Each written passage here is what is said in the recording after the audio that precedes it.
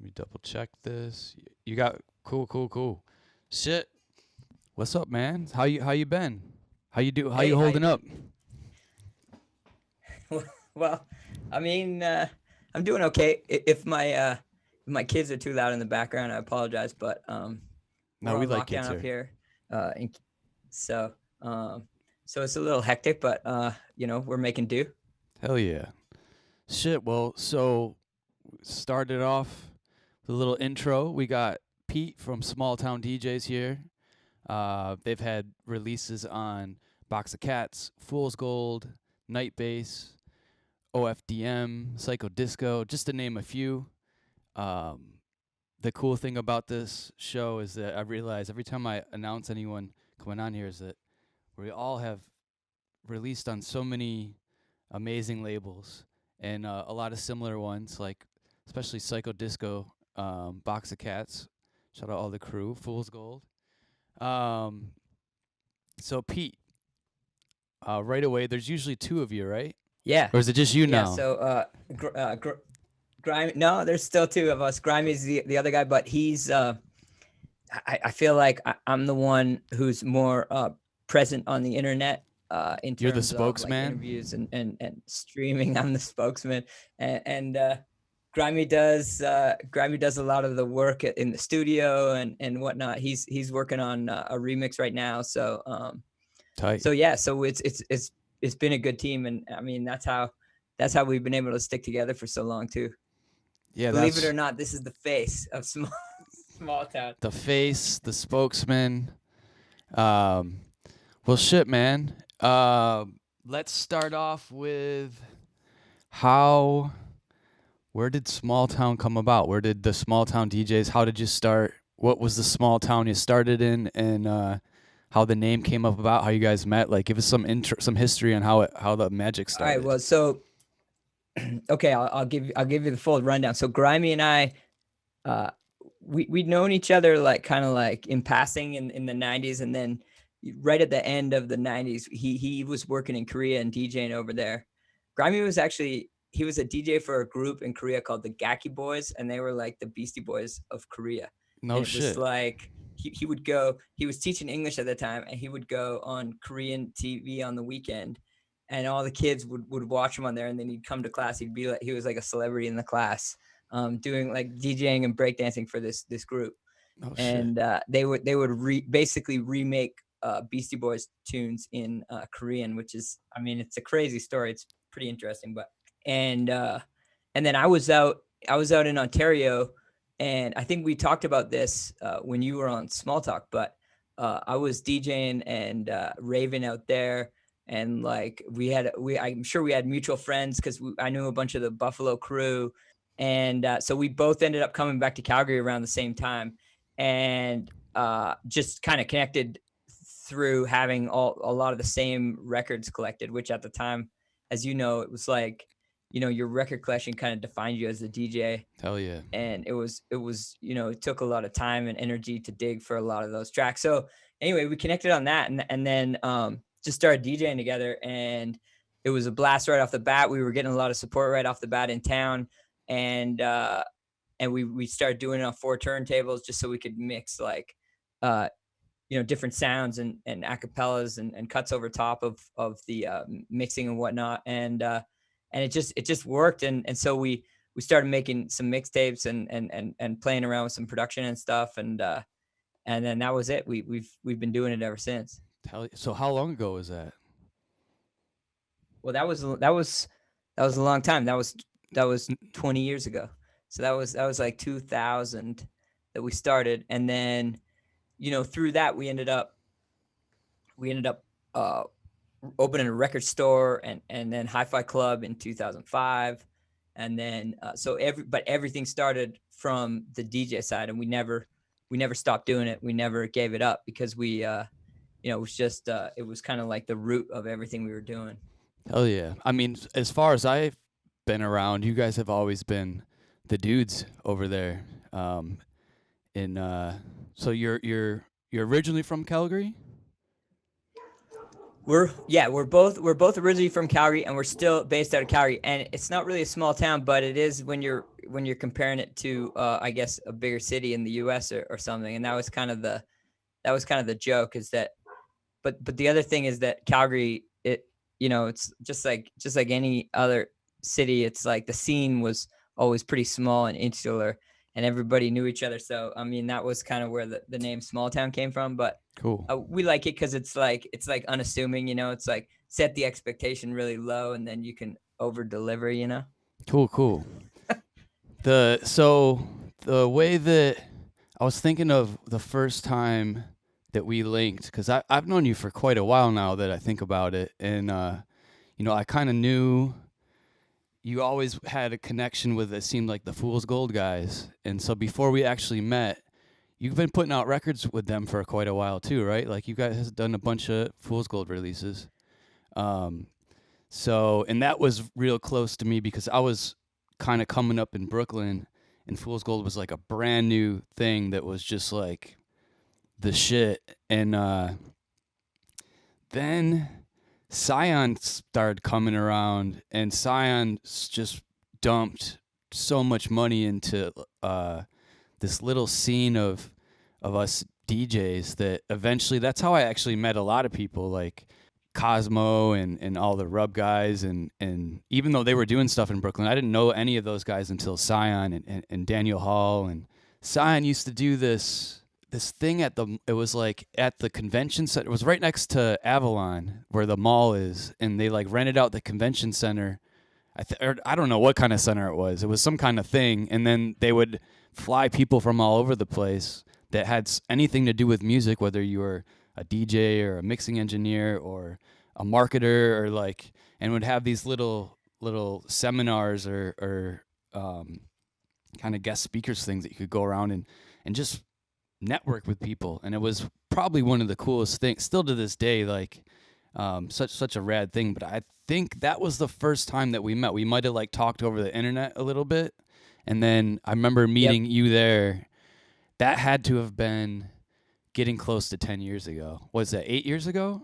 Yeah, I think you're right. And we were the only Canadians doing anything for Scion. They were gonna try to do the same program up here, but since the country's so small, then they didn't quite have the budget, so they had us on board. We came down for that conference, but man, yeah, it was a really cool experience for us because just to be repping Canada, not just for Scion, but kind of in general, and yeah, it was cool that they. It's always good when you can hook up with a partner who's gonna support, if you're hooking up with a corporate partner, you want them to support whatever you're gonna do. That you don't want much input from them, and so it worked out well in that regard, I think. Yeah, and they didn't really. They were just like, hey, we think what you guys are doing is cool. Do what you do. Here's a budget to do stuff, basically, which is like, Yep. How could you ask for better things? So tell us a little bit more about that. How did you get involved with Scion? Well, I was good. Yeah, it's good. Well, it's good you brought up Fool's Gold, because that was kind of our very first trip to the U.S. was through Nick Catchdubs at Fool's Gold, and it was before he started the label. He was working with the Fader, and we connected on the Holler board, and he liked some of the mixtapes and releases we had, and so he at the same time as the Rub and Nick kind of teamed up and brought us down to do. We played at CMJ in. I remember the CMJs in Manhattan. CMJ. So we that was the first show we played in the States, and that was like 2000, maybe 7 or something. And we played with Crystal Castles and Shout Out, and Major Taylor from Philly, and a couple others, and that was for CMJ. And then that weekend we played the Rub. And so through connecting with Nick, we'd always kind of kept in touch after that. And he, when they started the label, he was always asking us for demos or whatnot. And, we never really figured anything out until the first one, which was which was See Through. I think that came out. That came out maybe like 6 years ago, 7 years ago. And then since then we've put out a few on Fool's Gold, but it's been awesome. Like they're so chill, and they put a lot of work into pushing the records, and they they're I love that they're always wanting to release different weird shit. So it Hell works yeah. out great. It's such a great team up. Yep, that's good to touch on that too. Is like Fool's Gold was one of the first record labels that kind of embraced giving away music for free. Like the Kid Cudi remix, like that just kind of blew everything up. And I'm like almost positive that they gave that out for free, and everyone's like, "What?" Like, especially like big record labels are like, "You don't do that. You don't give anything out for free, Yeah. let alone like a track that's going to go number one and somewhere." And then that kind of just opened up. Then Mad Decent started doing it, and then everyone was just like, "Okay, here's a free track is actually a good thing. You might actually be more profitable for you if you give something out for free." And that's like, we've come a long way from that now. But yeah, since then, you guys did another release that I did a remix for, I think. And then you guys also did a remix of Bumps on which was we did the remix swap, classic remix yeah, swap. the classic remix swap. So that was one of the times it actually worked out. But yeah, so Fool's Gold.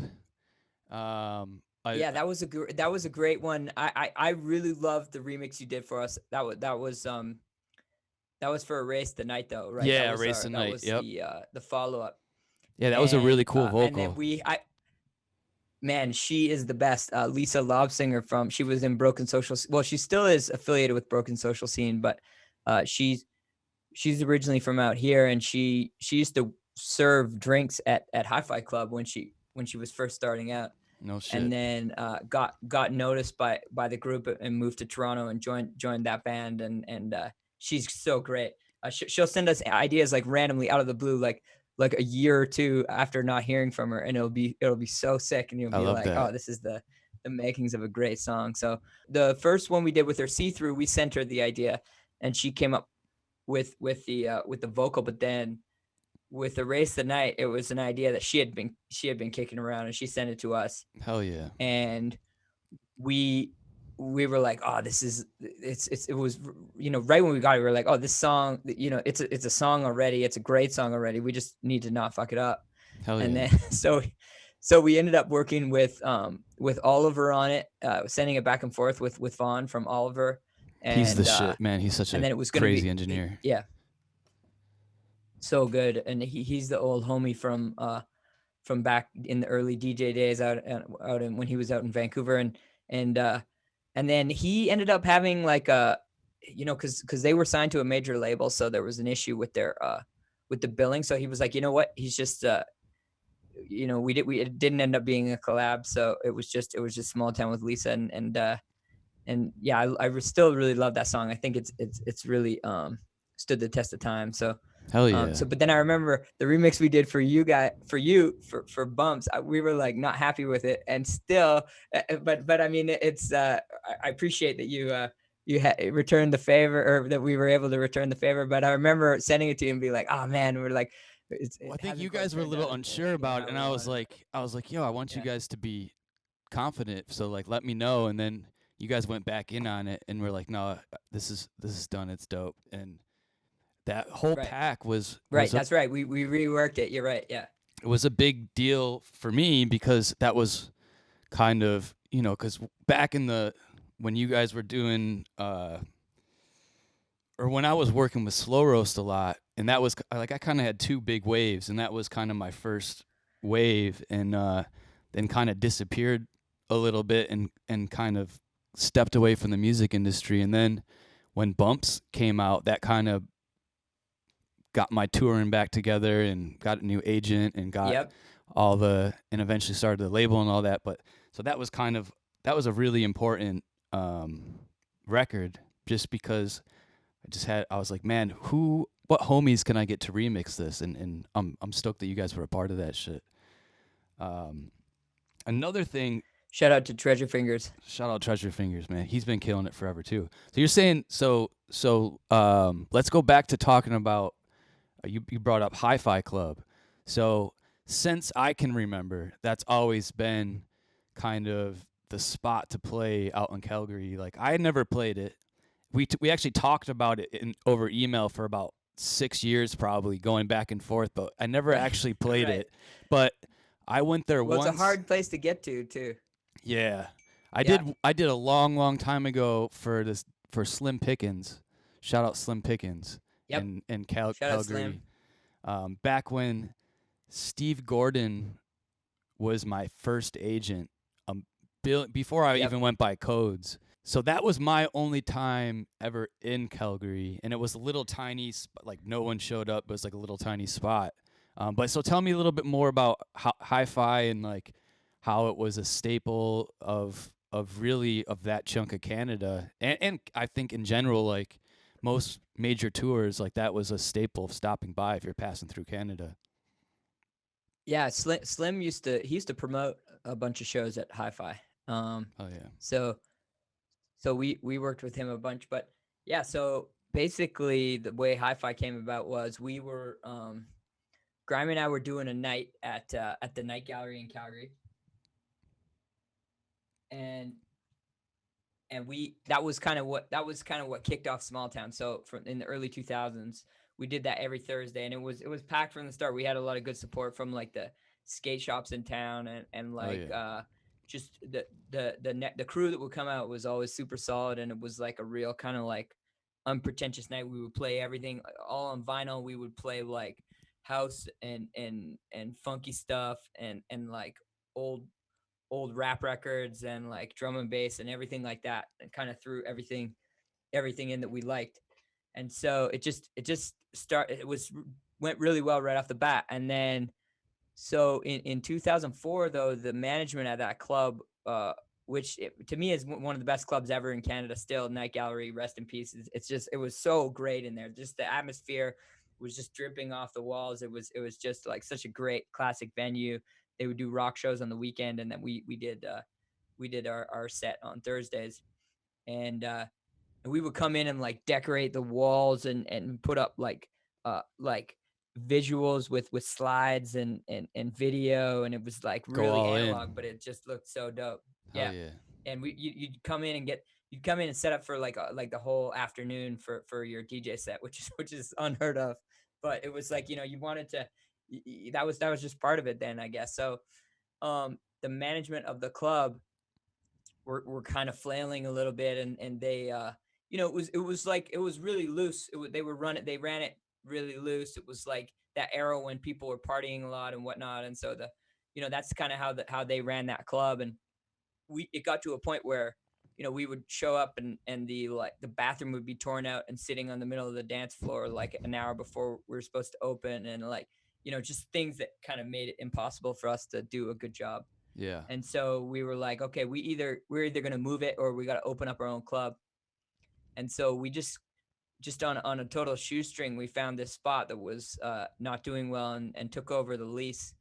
And uh and luckily all the DJs that we liked came with us, and we were able to kind of open this spot that was DJ run club, and it went well right off the bat. That was 2005, and Shit. it was going until COVID from 2005 to last year, and then we Fuck just man. shut down in September. But it was like it was epic, man. We had everybody through there. We did like Diplo's first Canadian show. We had all and it was like 175 capacity. We had like we did Jamie XX in there, like Aoki's first show. We did like all those electro A lot of bangers. We history. did Kid Cudi. We did Tory Lanez. We did like Jack Harlow, like just a bunch of big early, like Chromeo. We had like 5 times. It was like we had a lot of epic shows in there, and a lot of great memories from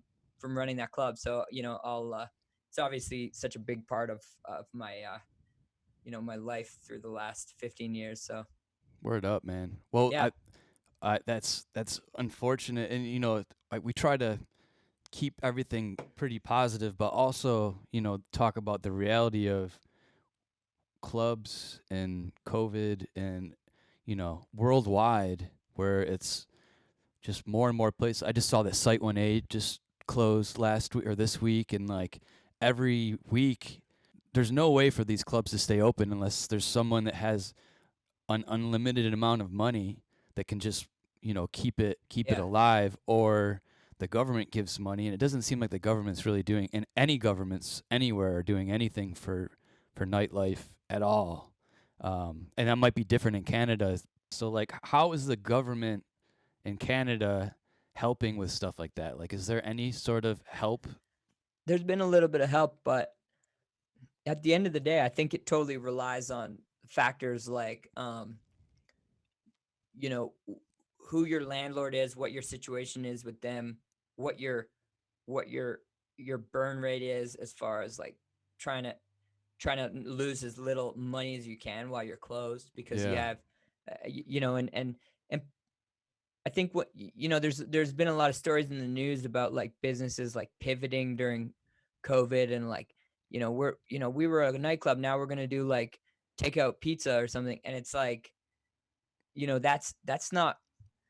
Yeah, I don't think that the reality is that's not really a successful move overall for 90% of these businesses. Like, they're, so, and I think that Or to end a it's legacy like unrealistic. that either, right? To end your legacy of being like a No, world no, renowned no, club. exactly. Yeah. It's not what you do, and it's not what makes you great, and it's not what people love you for, and I think that, I totally get when businesses are not comfortable with doing that, because it's like, that's, you know, it, it's just not what the business is. So, that being said, I think that, there's been some grants and whatnot from the Canadian government, but overall, I think that, there's just gonna it's just everybody's in a different situation, and you just have to weather the storm, however that looks. Some of them are not gonna make it. I think when we reopen, a lot of venues, that just won't be around, that were around before, and some that are owned by the bigger companies are gonna still be around, like Live Nation or whatnot.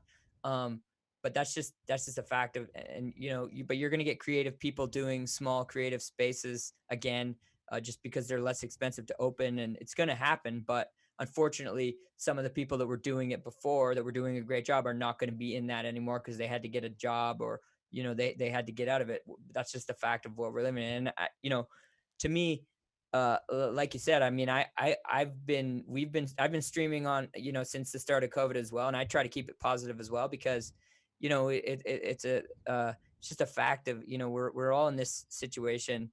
It's like, there's no sense in doing anything except looking forward, and so I feel like I'm hopeful for what comes out of it. I think it's going to look a lot different, and there's going to be a lot of new elements, and I think that's dope. And I really feel for the people that are suffering right now, but I think that there's going to be a lot of positives, in the scene that come out of the situation too. Yeah, 100%. And you're totally right with that. Like, that's the only thing you can really do is look at what all this is evolving into, which is, and like we kind of even talked about this before we started, where it's like between the streaming, fucking cryptocurrency, and blockchain and all that, and like all this, everyone being forced to stay home, and the people that, because everyone's going through it. I don't care how much money you have, how much money you don't have, what health, everything, everyone is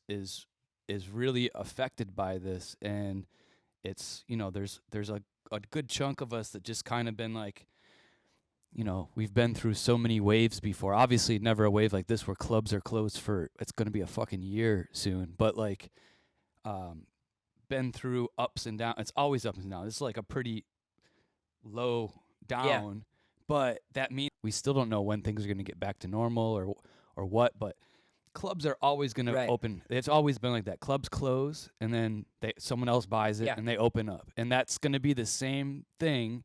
It's going to be a different landscape. It's going to be different yeah. people, and then there's also W- going to be a lot of the same people still. Yeah, Yeah, no, I totally agree. And I was gonna say, when you were talking about the ups and downs, I mean, it reminded me of, because hi-fi was around for so long. I mean, you're going through these ebbs and flows of popularity. And when we opened, nightclubs were not cool, and then they got really cool, and then the EDM explosion hit, and then it was like everybody was going to big festivals, and they weren't coming to the club because they could pay, the same amount and see like 10 acts or whatever.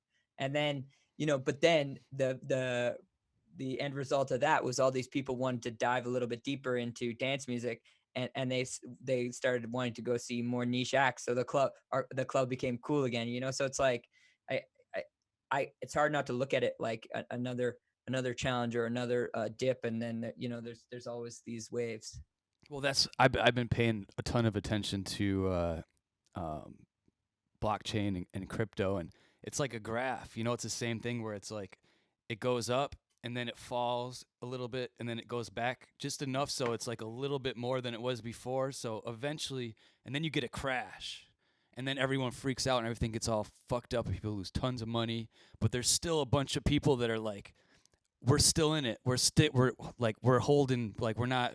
And then it comes back after a long period of time, and then it's highest it's ever been, and then it goes down a little bit, and then so it's like it's always going up. If you scroll out and you look at the graph, in the long run, it's always kind of going up. There's always going to go down a little bit, but it's always going to come back eventually, better, bigger, everything. So I'm excited whenever the fuck this happens. I'm ready for it to come back. But like when it does come back, I'm excited for just like the new avenues, the new places. RIP all the clubs that didn't survive through it, and companies and all that. And but it's there's gonna be good that's gonna come out of it. Even just like being able to have a conversation like this, like, you know, it's this is that wouldn't have probably happened if all this stuff didn't happen like that. So anyway, long story short, the it's there's going to be a lot of good that comes out of it. I truly believe that. Yeah, agreed, man. I gotta say, like, I'm, just admiring what you've done since the start.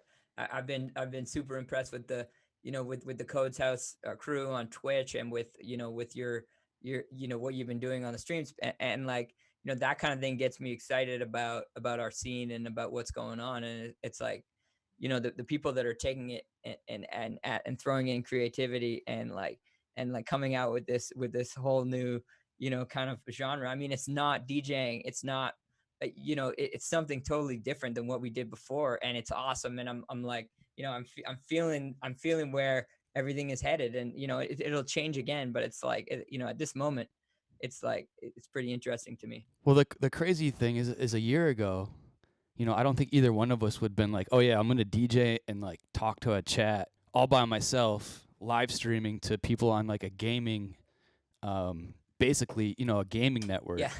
And and Yeah. even the first couple months, man, I was really devastated for a million different reasons, and uh, I didn't do anything but sit on the couch and watch Netflix. I seen every single thing there was, played fucking FIFA and ate, and just tried not to like realize how sad and how bad this was going to actually be, and also just the unknown. Like I was scared to go downstairs and go to the supermarket because I thought, we had no idea how you get COVID or where it comes from, all that stuff like that. So all that Yeah. anxiety and everything really fucked me up for a couple months. And then Subset was like, "Yo, bro, I want you to be a guest." He was the first person that was like, I saw going hard on the streams, and he's still like he didn't stop, and like he asked me to be a Yeah. guest on his show, and then that kind of forced me to figure out how to get,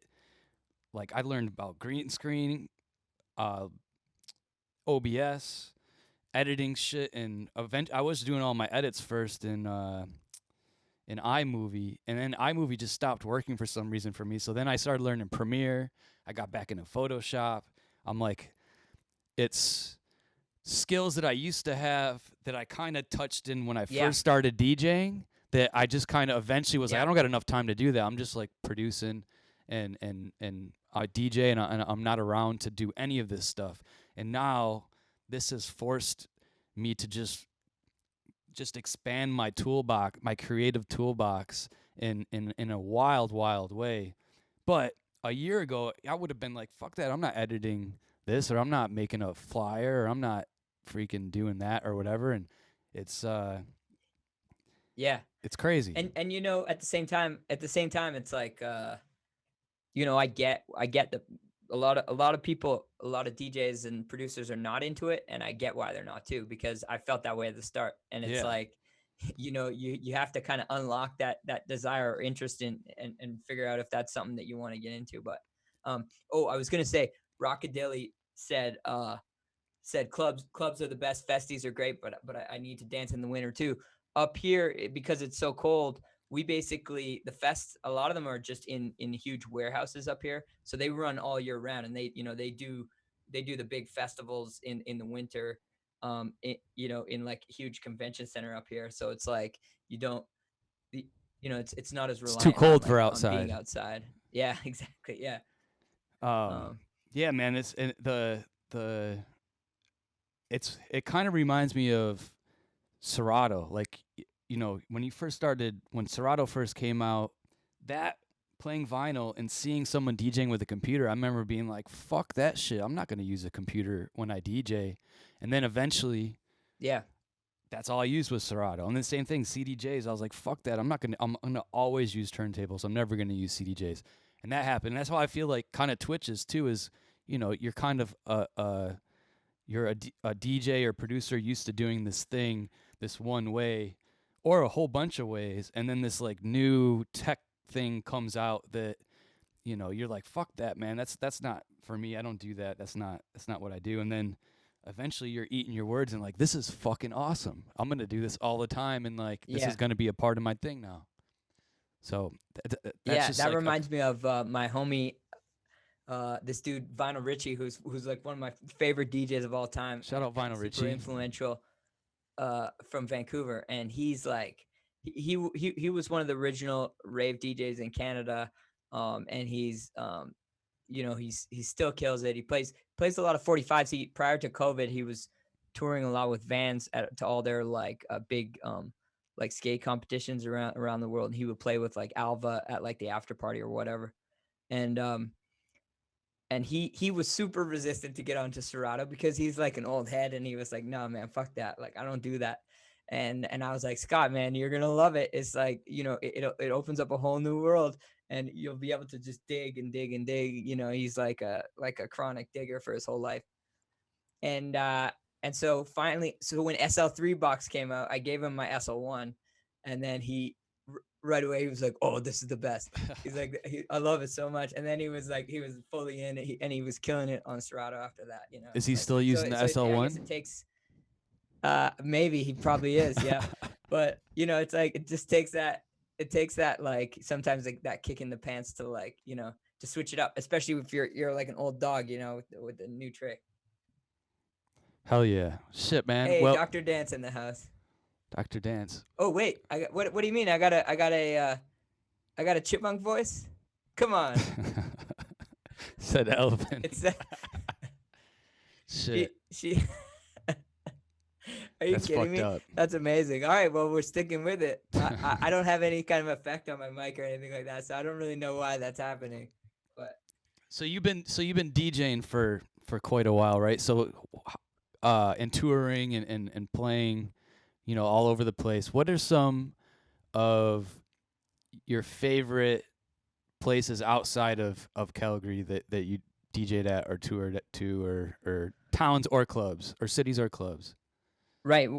Well, we used to do, I guess, prior to the last year or so, we used to go do New Year's Eve in Nicaragua at San Juan del Sur, Oh shit. right on the beach. And it was so sick. Like, it's like a great like surf culture down there. And they'd set up a big system right on the beach, and just an incredible event every year, like ringing the new year that way, and then get to surf for a few days. So that's always pretty epic. One of our favorite shows we played was we did the first year at Lollapalooza that they had DJ sets. So that was like, I guess 2009 or something, 2008 or 9. And it was Perry Farrell that ran the Perry stage, and he was like, I want to do a DJ stage. Before that was just bands. So Mel from Austin was booking it. He booked us to play with like Foster Damas was on, and like DJ AM, and some others like Glass Candy, whatever. And so we played the last day. We played the Sunday, and then had a great set. It was super epic. Like playing Lollapalooza. I went to Lollapalooza when I was a kid, so it was like, Shit. this is just like an epic day. So Grimy and I start crushing brews after the set. We're like partying all afternoon. We're like, this is the best. We're gonna live forever, you know. And then Mel was like, yo, do you guys want to play the after party for all the bands and staff with AM after? And we were like, RPA. okay, except we were kind of twisted at that point. And so so we were like, okay, but we only if we open for AM. So he's like, yeah, that's cool. So we go back there, like Willie Joy was there, and like the Floss dudes and whatnot. And we get back there and think we're gonna get set up, and AM's already jumped on, and he was crushing. He was playing songs by like every group that had played the festival, like just killing this set. Like and the floor was going off, everybody's screaming, and we were like, oh god, this is terrible. And so so we're standing there, and we had to wait while he played like the greatest set of all time for like an hour and a half, and he's like, all right, you guys ready to go? And we're like, no, not at all. But we basically somehow we snuck on, and because everybody was crowded around the decks, and just kind of kept it rolling, and it went well. Like but it was like we were mad nervous, but it was a crazy experience. He's a tough one to play after. Yeah, he does.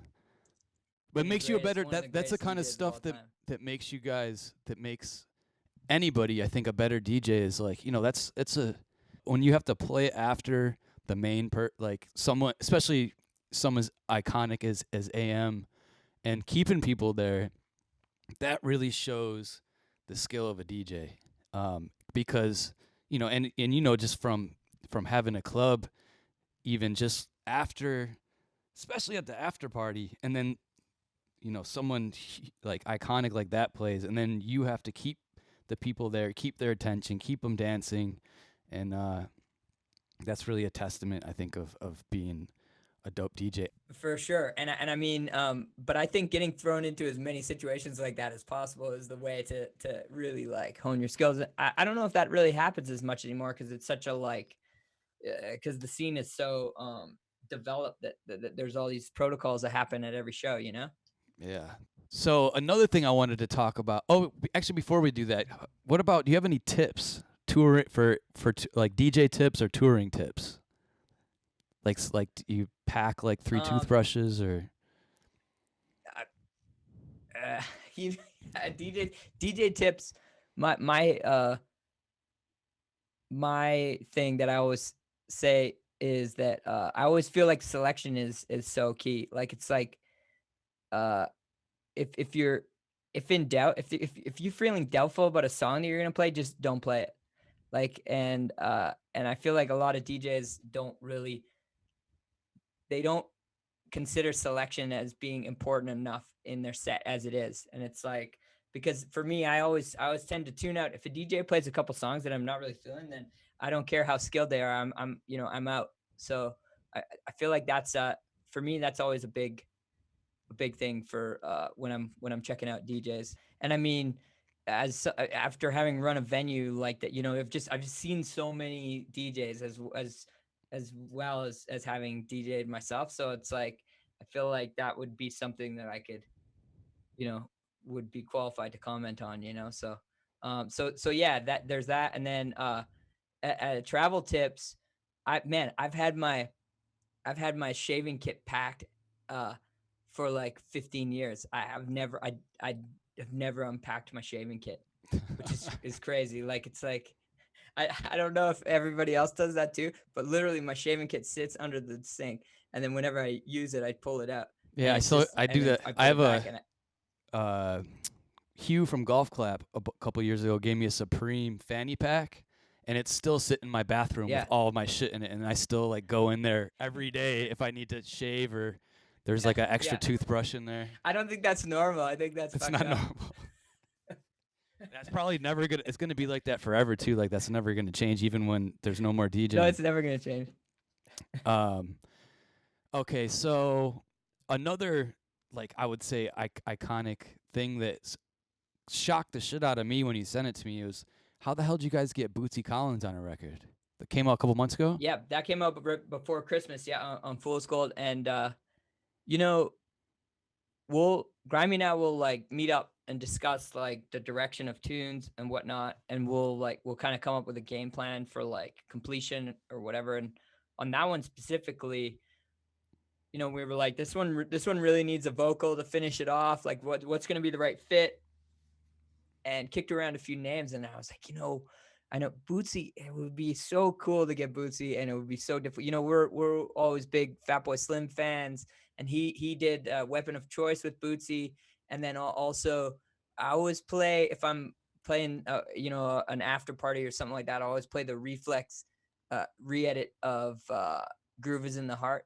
It's kind of like it's basically like a dub version of Groove Is in the Heart, and it's so good, and it features Bootsy and Q-Tip like the whole time. Oh shit! So I always play that one, and I was like, oh man, it would be so great to get Bootsy on there.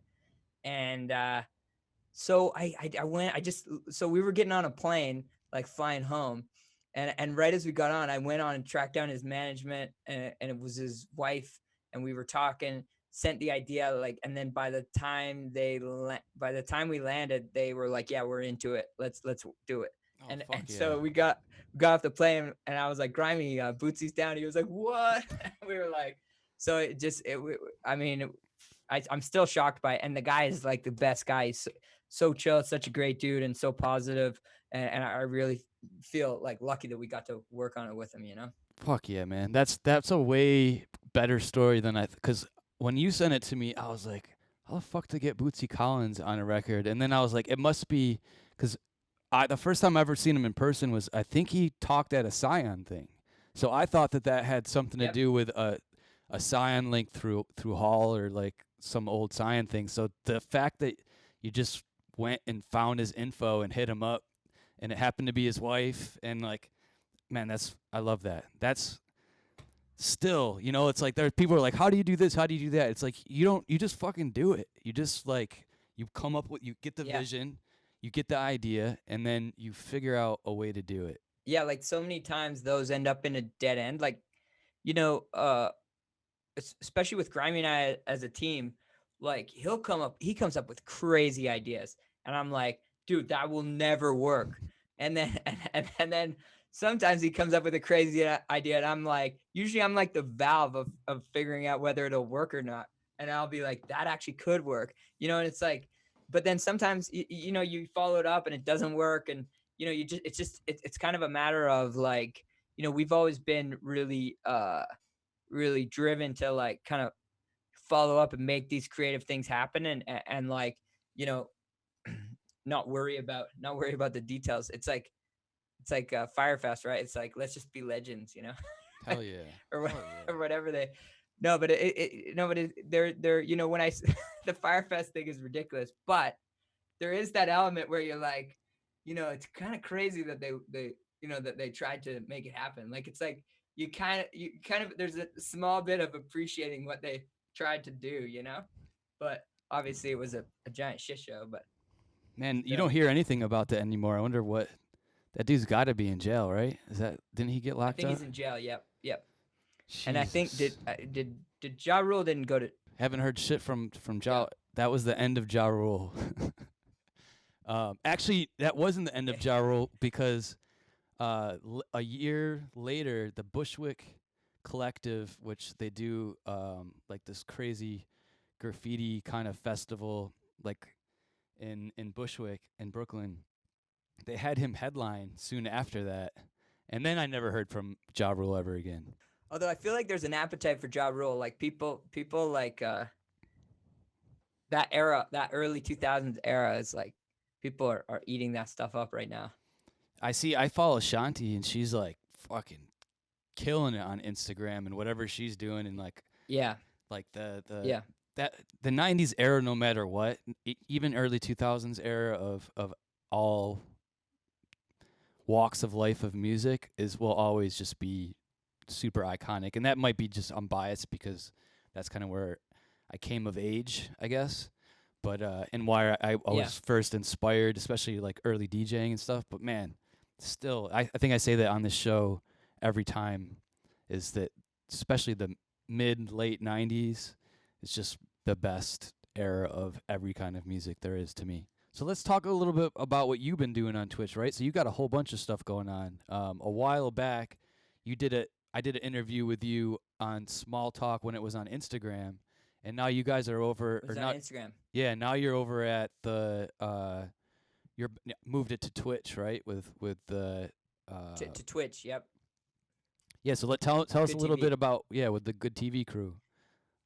Tell us a little Okay, bit about so what you got going on in Twitch. yeah, so at the start of COVID, I mean, I think I was similar to you. I didn't get into like streaming stuff right away. I was trying to figure out what I was gonna do, and then but I pretty soon I started doing interviews on Instagram, and just I think because we just I think it made sense to me because we'd met so many people over the years that I thought that weren't getting, weren't people wanted to hear from and weren't out there doing that. And so I just started doing those on Instagram Live. And I feel like Instagram is kind of weird because people will just kind of pop in and like they're on there for something else. They're on there for memes or whatever, and then they'll pop in and find you giving an interview, and it's like they're not really they're not really there for it. Whereas so it was cool, and it was great to like connect with a bunch of friends and connect with a bunch of artists that I really appreciate. But then when Good TV started, we I spoke to Justin Martin about doing moving it over there, and just thought it made a lot of sense. And so since moving over there, it's been great because you get people who are there and dialed in for the show, and then also being able to do a bunch of different technology on there it has been fun. I mean, I'm still such a luddite when it comes to that kind of thing, but I'm learning about it, and like the crew over there is so great. So we get to have we get to show Mike B and I will go on and watch like comedy videos, or like get dances with white girls on there, and he's been doing track reviews that we can play the tracks on SoundCloud, and he'll do the reviews. And so yeah, it's been tons of fun. Like Jubilee comes on and plays animal videos on the show, so it's kind Tight. of evolved. But man, I'm having such a blast over there, and it's every Thursday on Good TV, Thursday afternoons at 4 p.m. Pacific. So everyone, make sure if you haven't checked it out to come on there and hang out with us. And then on Sundays on the Smalltown channel, I do Dad Rock Radio, which is, I mean, this is my set here. You can see, and it's like I just get a chance to play like Sunday morning jams, and I play everything from like soul and like jazz to like old dad rock to like current house and deeper house and techno stuff, and just have coffees. And we've got such a great crew that follow the show, and it's like it I that love actually it. started on Instagram as well. And then I've had such a great time. We built like a real cool community around it, and it's like dedicated viewership. So I'm like it's got me excited to work on it, and to like create these things and each week. And so yeah, it's been a blast. Hell yeah. You guys put me on. I tuned in one time. It was you and Mike B, and there was the dude who was yelling at the snowboarders that was like saying all Yeah. this wild, wild, wild shit. I forgot what the name of the video is, but and Mike B was like, "Yo, someone Codes is in here. Someone should sample this shit." I ripped a video. I never actually did anything with it, but it was like, Oh uh, yeah, yeah. that was. I love that kind of shit, and that's why Twitch is so fucking awesome. How you could never do that before, right? So like, I'm sure you probably could, No, but that shit is amazing. Um, no, agreed. And I mean, you could, but I wouldn't know how. So what else? What else you guys have coming up, release wise? You have any new releases coming up, or what's in the pipeline for studio work? Yeah, we have this new one on OFDM coming out I think next week, and it's a remix called So in Love, and I think it's exclusive on Beatport right now, but and it's doing pretty well already, which so we're pretty stoked about it. It's just kind of our remix is a real playable, like kind of like it's kind of like soulful rave, Oh and yeah. so we're feeling it, and so that comes out right away, and then what else do we got? We've got I don't know if do you know Nick Bike and Adam Yeah. W. They're streaming a lot. And they did a remix of the Bootsy track, which we're really excited about. It's kind of like an 80s, like kind of like funk electro kind of sound, and so we're looking figuring out what to do with that with Fool's Gold right now. We might press it on 45 or something like that. Oh, sick. um He does all the edits on like Beat Junkies and stuff. I get all the like every song yep, there is in the world he's done an edit of. man, he is prolific, and he's his ear is so good. Like he always selects like the best tunes to edit, Oh and yeah. yeah, he's killing it. um so shout out Nick Bike and shout out Adam W. Adam W is like the Twitch king. He's like, he mods for a bunch of streams, and he's on here. He helped me a lot with Twitch, trying to figure out what the hell I was doing, and he's still kind of like, he's like the Rufus of Twitch. So also shout out to Adam W. Oh yeah. Give those guys a follow for sure. um and so yeah, so and then we've got a bunch of tunes kind of that we're trying to figure out what to do with, because it's like, you know how it is. It's like, uh do you want to sit on them, or do you want to put them out, or what? And so we've got one that we have with the Sponges that's really dope, and then we've Shout out the got Sponges. a couple, shout out Sponges, and we've got uh we've got an EP that we've been trying to figure out. We're talking to Box of Cats about, and a couple other things on the go. So yeah, we're just trying to figure out how this year is going to look, I guess, before jumping in a little too much. So Yeah, because that's it's for a long time that's what you want is you want you or that was the idea is you get a release ready, your agent sends it to different promoters and you kind of plan your touring schedule around releases and a lot of people including myself we kind of like pump the brakes a little bit and being like wait we got to wait because we want this to come out when we can go DJ and eventually it's like shit this isn't coming back for a long time so then everyone kind of put a yeah. bunch of music out last year and now it's kind of the same thing where it's like shit are we going to be able to play in May are we going to be able to play in or is it not Yeah, going to be until next year so it's what a weird time that's weird time exactly what happened with the Bootsy track. We were like, we sat on it and pushed it back a few months, and for that exact reason. And then and now we're kind of in the same boat. Yeah, you're right. So we'll see how it goes. But uh, I do feel like like I, I do feel like I'm excited because there's so much music that's going to come out, and I mean, some people have had a tough time creating during COVID, but I know more often than not, a lot of people that have just been making a bunch of wild music and a bunch of like music that's different than they normally would make. So I'm excited. I know there's going to be a huge deluge of music to come out when things open up, and I'm really excited for that. definitely so you guys been how's that process been for you because it sucked for me like I've since I moved to like three in August and I've wrote one tune since then and it's like it's a banger Yeah. but like I'm like I should have and I obviously spend a ton of time streaming and editing and all that kind of stuff but how's the process been for getting writing tunes and stuff you guys been getting a lot done or Well, I guess that's the good thing about having like two of us, is that you know, Grimey's been working on helping with the streams, and he's a whiz when it comes to like the visuals, and getting our streaming up to snuff. And so, but also he's been able to focus on production stuff while I've been messing around on the internet as well. So it's like, so we meet up regularly at the studio and work on stuff, but then I'll go do a bunch of streams, and Grimy will dig in and like work on kick drums for like 5 days, and like so it's definitely beneficial to have two of us in that regard, and you know, it's always been a good partnership for that, for you know, and that being one of the reasons. So yeah, we've been able to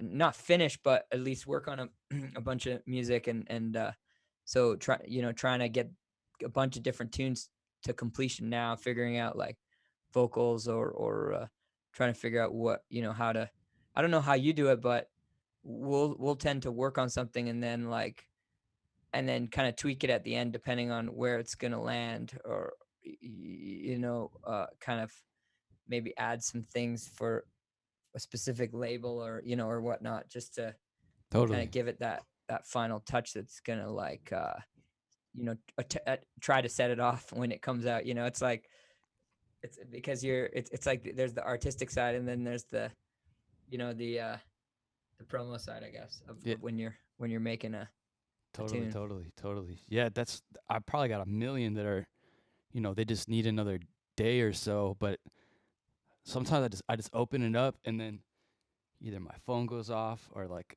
I open up YouTube, or like yesterday I was watching man the disclosure twitches are just amazing, especially just the knowledge and like how those guys are some of the best engineers and just like writers in general, whether Yep. it's a vocal or a key part between the two brothers, like, or engineering.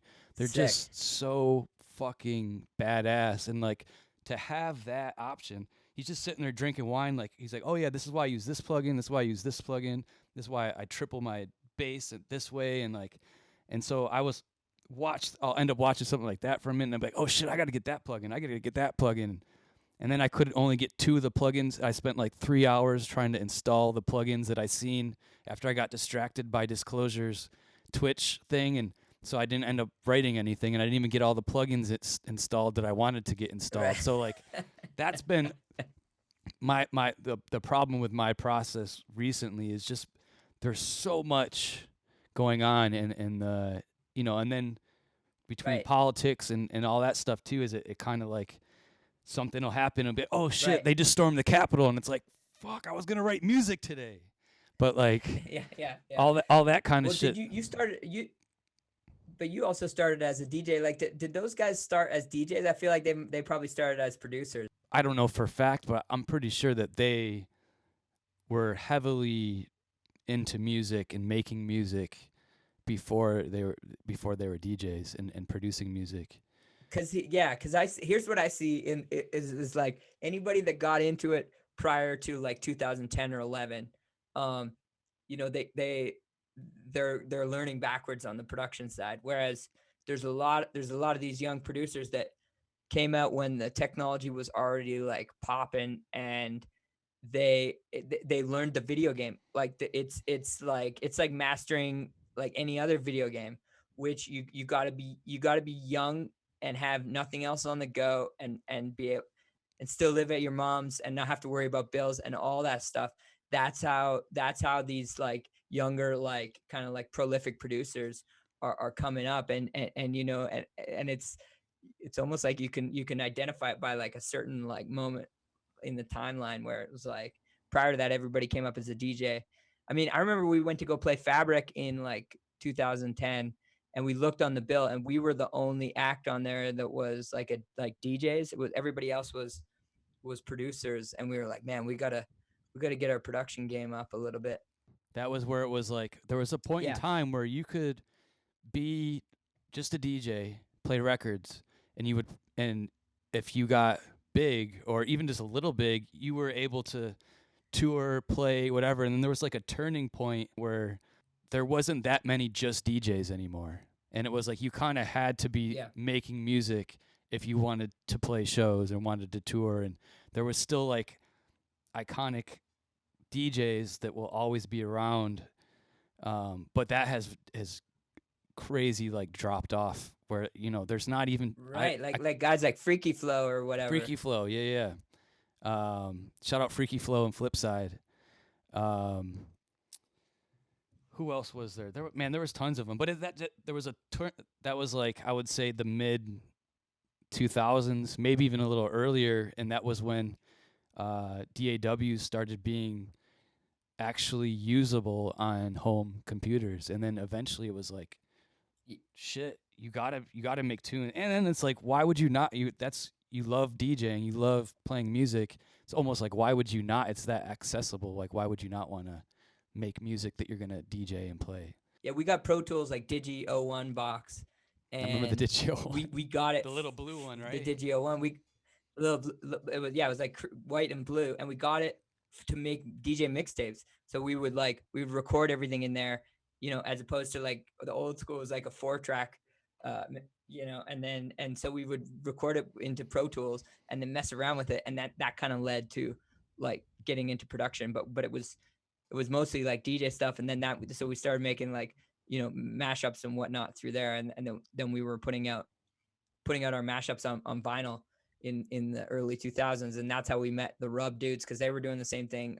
That's how we met Diplo and Low Budget, because they were doing the same thing with Holotronics, and Fort Knox 5 was doing the same thing out of DC, and all our records would be in the same kind of section at the shop, in the early kind of mashup days. And if you it was useful because people would buy those records instead of having to do like mashups live, and and they got more and more creative. That was a whole era too. So That the whole mashup Yeah. era, and I got tons of behind here's all my records, but I got tons of the Rub records, and there's just so many little timestamps like over the years where I'm just like, and that's why I love music, and that's why I still have all my records, and that's why I do this show, and that's why I'm gonna DJ until I can't hear anything, until the tinnitus like it's so bad that I can't even. I'll still do it. Like, that's because of those memories. It hits that spot where it's like, man, that was so good, and that was so good, and that was that part of Yeah. time, and I love that shit, man. Yep. Um, Yeah. Do you sleep with a noise? Nah, but I noise feel like app I'm or a gonna. noise It's machine? getting No. worse from these streams. Yeah. And when I on the road, I have. It's actually been scaring me, like, because at night is when you don't really realize it until how bad it is until you're going to sleep, and everything's quiet. And these streams, and I've done for the most of my DJ life, I was terrible at protecting my ears. The past 4 or 5 years, I always wear earplugs everywhere I go. Even for a long time when I would DJ, I'd wear earplugs, and the fitted ones that I forgot what the hell they're even Yeah. called, ACS or whatever. And then since I've been streaming at home, I haven't even took them out of my bag. So I'm like, and my boy Rock can contest too, where he's like, yo, you got to start wearing your earplugs when you're streaming. But my monitors don't even go loud enough for me to really wear them and be able to functionally DJ. But man, the past few nights or the past few months at night, I'll be like, oh no, it's a problem. And now I'm not streaming for an hour set or 2 hour set. Fucking did 6, 8, 9 hours. That's like bad. So I've been trying to be really good about turning my monitor down for a minute, or like walking away for a minute. But you have what about you? How are your ears doing over the years of Well, DJing in my ears are clubs? probably not great, but I get tests every once in a while, and I haven't had any hearing loss like when I get the test. So, I mean, that's I just try to do my best. But another thing is I was gonna bring this up is I feel lucky that because we have 2 kids, an 8-year-old or a 7-year-old and a 4-year-old, and just focusing on them during COVID has been like a really like great for the mind, because you're so focused on taking care of these kids that you're that you don't have as much time to kind of like Fuck yourself up. to stress about the other shit. Yeah, exactly. So I see myself versus my friends that don't have kids, and I feel really lucky for that. But another side effect of that is that sometimes you don't take care of yourself as much because you're focused on your kids. So it's like all the like healthiest food goes to them, all the like, and it's like, so I haven't even thought about my ears. Like, you're just like, I'm so focused on these little humans and making sure that they're okay, that I'm like, I feel like you you become kind of like second class citizen when you're looking after some kids, Well, I feel like that's a good thing to talk about too, because that's got to be a beautiful thing to, from touring and being out late and all that stuff to being like, oh shit, you get to be there with your girls. They're the co-hosts, right? To Dad Rock. That's how I know them, is I see them on the Dad Rock show, rocking out. But like, Yeah, they like it's to a do beautiful live thing, raids man. where they jump in and raid the show. That's amazing. Yeah, I mean, it's fun. Like they've been along for the whole thing, so they're well acquainted with the whole streaming thing, and they know all about it. It's crazy. Like, they understand. I feel like they understand what's happening. That I'm, how the show works. That I'm, we're doing it online and all these like different details. But yeah, they'll come in and jump in, and they're trying to get laughs. They'll clown around on the and ham it up for the camera, but yeah, it's it's wild. I mean, there's elements of it that are really cool, because I feel like it's like a way to introduce them to what I do that I didn't have before. And so, before, they knew that I would go out to the club or to play shows and travel, and they were like, "Oh yeah, it's not for kids. Like, kids can't go."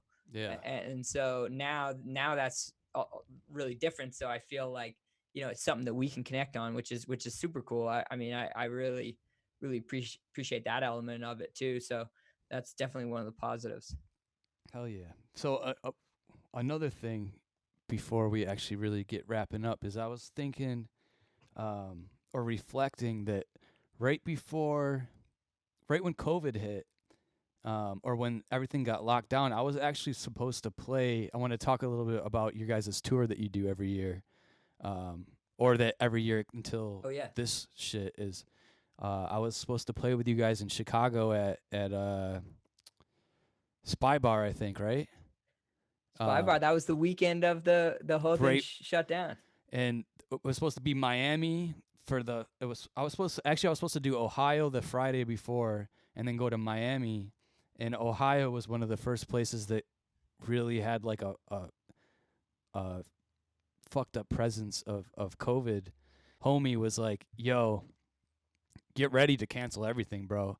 I'm like, "What do you mean? I just bought Right. fucking 3 months of flights," and he's like, "No, like this is gonna be Same. bad," and I was like, "No, no way, dude!" Like, and eventually I Yeah. was like, "Fuck, I can't go," and then it was like, boom, everything was gone. But we were supposed to do Spy Yeah. Bar that next. I was supposed to do Miami Wednesday, Thursday, Friday, fly to Spy Bar for It was the first Saturday I wasn't gonna be in Miami for the music conference in like a bazillion years, and I was gonna Right. go play with you guys. I had the first flight booked out of uh, Chicago on Sunday, and then I was supposed to make an after party in Miami at 11 a.m. on Sunday. So I wasn't gonna sleep, Mm-hmm. and I was like, and I was ready for it, and I was like, this is gonna be fucking such a dope couple months, and just like, phew. But let's focus on the positives. So that let's tell me about the tour that you guys set up every year.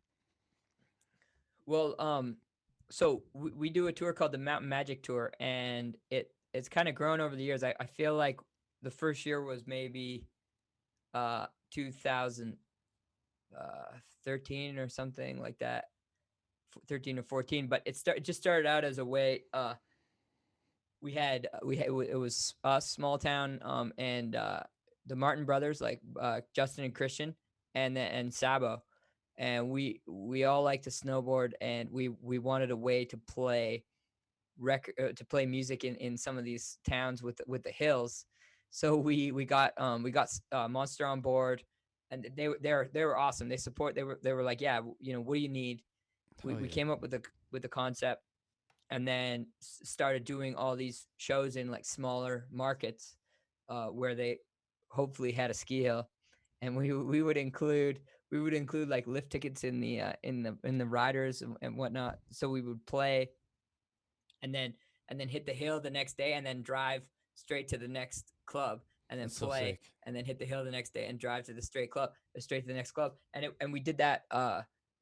You know, for in Western Canada, and then started doing more in the States, and in you know, trying to go to as many hills as we could. So, and then it just grew to where we were bringing like other DJs and other people that or other producers and DJs that either like to snowboard or like, you know, we thought would draw well on the tour. And it's really turned into a cool thing. And it's like my favorite thing of the year. It's in the middle of winter, so it's normally up here it's like terrible weather, and it's like such a great thing to look forward to in the middle of winter. So there's that element too. And you know, we've done stuff like we did a parking lot, like a parking garage rave in Whistler with Noizu and Neon Steve, Fuck yeah. and it was so sick. Like in this parking garage of a hotel where they shut it all down, and like it felt like an old school rave. It was crazy. And so, you know, and then we did a stage at snow bombing in Sun Peaks, which is like a big festival up here in BC. And so we were trying to bring that like festival, that mountain festival vibe and culture that we have out here in Western Canada, like that was started by like Shambhala and Base Coast Fest and some of those, and really try to bring it to the clubs and bring it into the winter. And so yeah, it's been great. We've had such a blast doing that, and hopefully we're gonna try to do it at the end of 2021 this year, if we can, and but we'll be back, if not then, you know, next year. So it's great. Like we've had uh we had you on there. We had Sponges this year. We have like um just a bunch of DJs that are you know, same style, like just that kind of like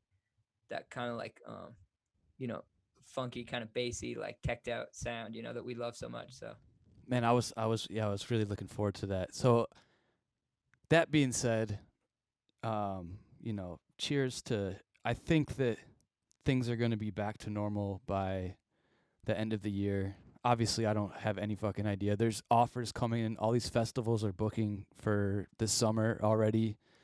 So, you know, our government has been fucking up the vaccines left and right. So hopefully they get that shit together, and um, we get through this, and we get to get going back. But worst case scenario, we got this. So you know, who knows? But before we wrap up, I is there anything else that you want to plug, or so you do Wednesdays on Good TV?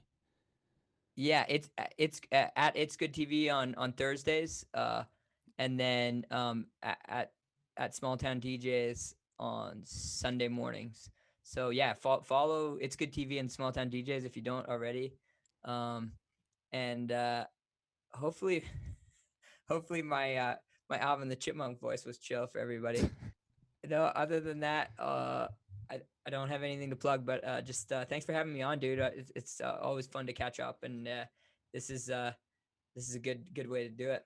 Yeah, bro. That's what, like I said, this is taking the opportunity to do cool stuff, and I feel like this almost gives it, because I'm gonna eventually I'm putting everything on YouTube, and I can't put any of the much of the DJ mixes on YouTube because of copyrights and muting. But this stuff, no problem, I can put up. So I'm excited to do it, and it's almost like, you know, I've always had this dream of creating like a non-profit rave museum, like in New York City somewhere or something, that just like there's just so much history that I feel like doesn't get documented, and like, you know, our part and involvement in underground music and doing what we love to do and just being creative dudes. This is something that I'm like proud of just to have documented, even if, you know, 4 people see it, but having it there. So it's like, man, if you ever want to think about the good old days, just like pop it on and be like, oh yeah, I remember that. I remember that. I remember that. That was, man, Yep, that was I so love that. good. But anyway, thank you for coming on. And, you know, I'm really looking forward to your set tomorrow. Make sure everyone tunes into Dirty Bird. Um, we'll do the normal, I'll play Yep. for a half hour. So I'll play 11 a.m. or 11 p.m. do some introing, and then this guy is gonna take over for an hour. It should be really dope, and if you guys are really feeling awesome, set it up so that your Twitch sends them right over to Dirty Bird tomorrow. But I appreciate you guys for tuning in. A couple more crew. Pete, Smalltown DJs, thank you so much, brother. Thank you for coming on the show. Thanks, Coach. Thanks, everybody, for tuning in. We'll see you guys tomorrow on Dirty Bird. I'm gonna end with your new one. We'll let that one play out. Would maybe give that a little intro before we dip right out of here? Yeah, this is the So in Love remix for Ill Phil and Prayer Hands. It's blazing up the bass house charts on Beatport. So go.